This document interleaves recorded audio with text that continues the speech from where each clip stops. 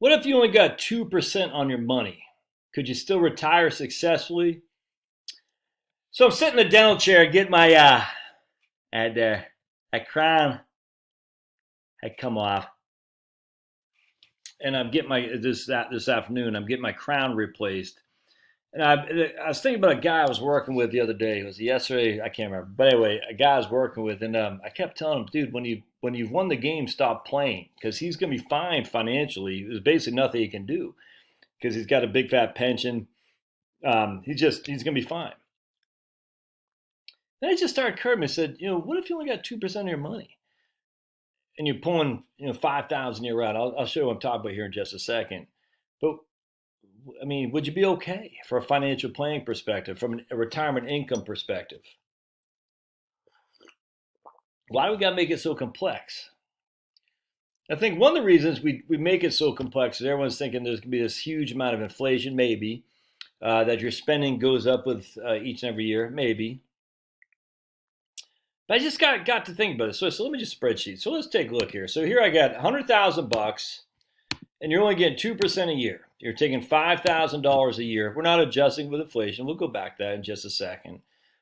Not sure you need to, but let's just talk about that here in just a second. All right, so basically, you got $100,000. You're getting 2%. Right now, 30-year treasuries are paying 30-year treasuries are paying 1.4. 30-year treasuries paying 1.5. Oh, it's up pretty good. So 30-year treasuries are paying 1.5. So 2% isn't that far off. But either way, you're still eating your principal 3% a year. All right. So we're not adjusting this with inflation. That's fine. But because we're just saying, what if I just took 5,000 a year out? How long would my money last? Quite a simple calculation, very infantile to draw. Even I can do it. Your money would last 26 years. What's the likelihood of you living 26 years in retirement? Let's go and look at that. So bear with me just a second. So we go to dinkytown.net, which is CCH website. They actually changed it from dinkytown.net, but still it's good. We got a life expectancy calendar or calculator. We're going to say we have Josh. We're going to say he's 65 years old. He's 5'10", weighs $175, doesn't smoke. He's male. He doesn't drink. No accidents or violations in the past 3 years. No normal blood pressure. Checks regularly. Family history. 2 or more. It doesn't not yet. Yeah, so just say that. So his life expectancy is only 82.3 years. That's 17 and a half years, basically. Isn't that interesting? What if he was female? 85 years. That's 20 years. So someone who's 65 today has a life expectancy of 20 years. Now we go to, I think Kitts has had this one. He said if Fred and Ethel were 63 and 62 comparatively, if they would have they would have how much of a probability of living for 26 years would be both have an 8% probability of living until 26 years. And the reason I use 26 years is because that's when the money ran out. Only had an 8% probability. Now, it doesn't go into deep amount like what we just did about health. 33% probability of Ethel living until she's 88, 26 years now. And a 17%, 21% chance of Fred living. So both would, either would have a 50% chance of living until then, but in terms of individuals, not much. So one of them will probably live until they're 26, but that's only 50% chance. Not even probably. There's a 50% chance one will live until they're for 26 years, and a 50% chance they'll both be dead. They're both alive. There's only a 8% chance they'll both be alive. That makes sense. But there's a 33% chance Ethel will be alive and a 21% chance that Fred will be. Not very good odds, actually. Not very good odds at all. So their money's going to run out in 26 years, but they'll probably be dead. There's a good chance they'll both be dead. So if we do 4,000 a year or 4,500, and we say, okay, 4,500. Now, again, we're not adjusting for inflation. We'll change that over. Well, that lasts till we're 30 years old, and we runs out in our 30 years. Now, if we have an inflation at let's do inflation. Bear in mind, pause real quick. So if you have inflation at 2%, I'm just using 2% inflation. Basically, inflation is taking away our growth. You can see here this portfolio, we're taking 4,500 out, will still last till we're 23. All right, so we go back to the life expectancy calculator, and we're going to say, Josh, I mean, that's, again, is a decent probability I'll be dead by the time I'm by 23 years old from now, which would be 80. This is for Charlotte. This is for me. 23, I'll be 88. It's a good chance I'll be dead. You know, life expectancy, that means average. That means half the people die before, half the people die after. But still, not a very good not a very high likelihood that I'll die, that I'll survive until then anyway. But what if we say I'm heavier? We'll say I'm 210, right? Well, let's just use that for example. What does this do? That drop it? There we go. Did I not drop it?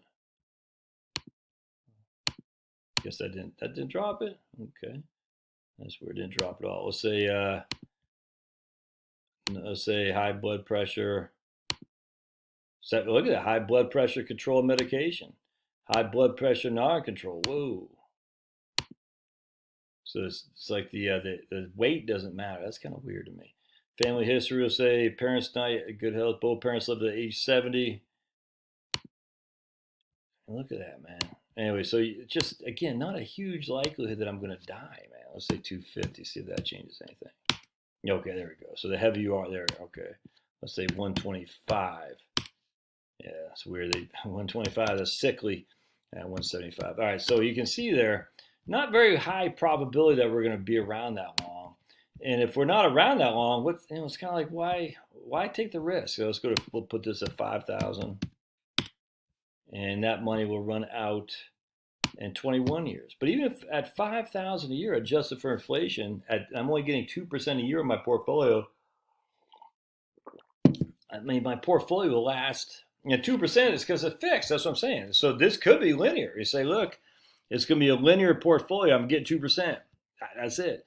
So let's say 54. We're going to spend 5,000 a year until we're dead. Not until we're dead, for the first 10 years. Then we're going to spend 4,000 a year thereafter. So we're going to change this to go.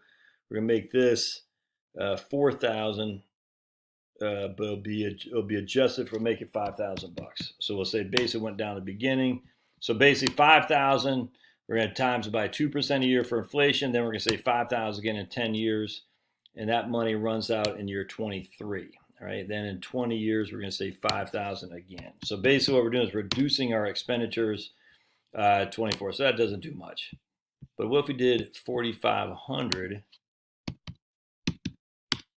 And we're going to come back here, 4,500. I bet our money's going to last. Yep, look at that. And then 4,500 a year. Basically what we're doing is saying as we get older, we're going to spend less. And look at that. Yeah, and that lasts until we're 27. To 27 years in retirement. The point about that, hell, we can do 1.03. What if we do 1.03% rate of return? Just buy some, good old-fashioned corporate bonds, man. Yeah, at 4,500, let's do 5,000. Actually, what is our corporate bonds doing? Hold on a second. Corporate bonds aren't paying 3, so let's go to 1.025. That's 2.5. There we go. We'll make that like that, and we'll just say that. We'll just do it the whole way through. I guess I should just done like that. Oops, 1 second. Let's do blank. All right. So that if you're getting 2.5% and with a 2% inflation, as long as it doesn't fluctuate at all, that 5,000 a year, and you drop it every 10 years by. Let's see, you gotta go back here, 5,000. Blink. You gotta go back here at 5,000. Blink. So you drop it every 10 years. You're dropping it by 1,000. That money lasts 26 years, man. Again, we're back to 26 years. That's at 1.025, which is 2.5%. That's nothing fancy. Anyway. It's interesting. So we start at 5,000. We go from 5,005. We go 5,000 to down $5,800. We're going 858 divided by 5858. That is a 14% decline in spending power. The 14% decline, that's exactly what BLS and SEC or the SEC, the numbers show about. Anyway, I'll go into that here in just a little bit, but man, just when it comes to retirement planning, if you won the game, stop playing. Why take on the risk? Now there might be a reason to take the risk. There might. Maybe you want to leave more to charity. Maybe you want to spend more. I don't know, but I'm just showing you right here. It just hit me. It's like, why go out? I mean, look, I'm stocks, but I'm still in the accumulation phase. Something to think about. I don't have the answer for you, but if you can get 2.5 to 3% bonds, I just showed you right there. You could take freaking 5% a year out as long as you reduce your expenditures just for inflation at 2% a year, and not have to worry about hardly ever running out of money. Yeah, I mean, look, you might in your late 20s, in your latter part of your retirement, sure, absolutely, there could be a chance you run out of money, but you probably won't be around. That's just something to think about. I'd love to hear your comments. See you.